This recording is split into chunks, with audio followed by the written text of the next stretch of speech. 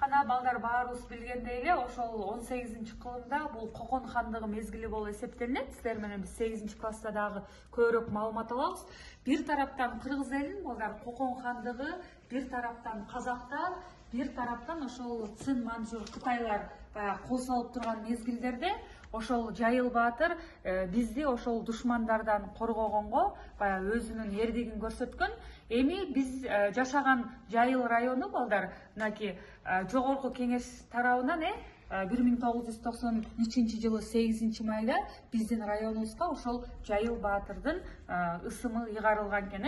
Бул жерде өзүңөр байкасаңар мынакей Жайыл баатырдын 300 жылдык мааракесинен көрүнүштөрдү көрүп атасыңар. Бул болсо силер билип жүргөндөй эле Кара Балта шаарындагы азыркы Манастагы стадиондо болуп аткан мааракедеги иш-чараны көрүп атасыңар.